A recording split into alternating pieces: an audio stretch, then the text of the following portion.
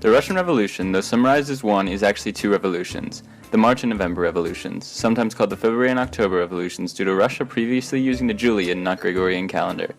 We'll discuss in this video both and bring to light the causes behind them, their effects, and their participants.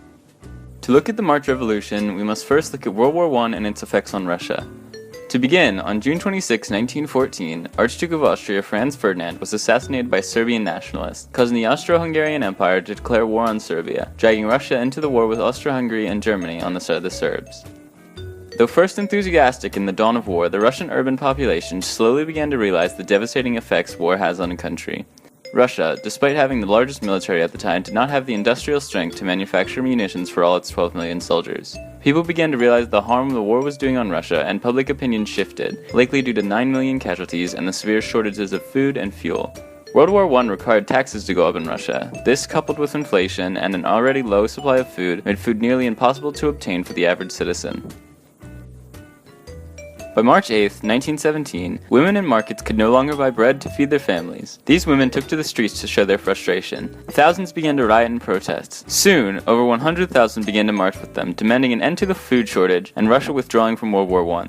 With the memory of Bloody Sunday in the 1905 revolution, and again Nicholas's troops firing into an unarmed crowd, riots turned to revolution. Soon, Nicholas's garrison joined with the protesters, bringing firepower to the revolt. On the 15th of March 1917, Nicholas the Bloody, the last Tsar of Russia, abdicated his throne, leaving the Duma in charge. This provisional government, though liberal, was too moderate to allow land redistribution, and wished to continue with the war. The ideals the provisional government lacked, the Petrograd Soviet made up for.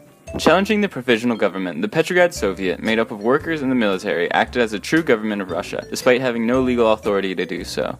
On March 14, 1917, the Petrograd Soviet passed Army Order No. 1, telling soldiers only to listen to the orders of the Soviet and no one else. This order led to soldiers deserting their posts, officers being executed by their men, and peasants seizing land throughout the countryside. As the provisional government couldn't counter any of this, their power began to falter. As this happened, the Bolsheviks began to gain more traction within the Soviet, and eventually, in a nearly bloodless coup, the Petrograd Soviet seized control on November 6th and 7th by occupying government-controlled buildings and other such areas.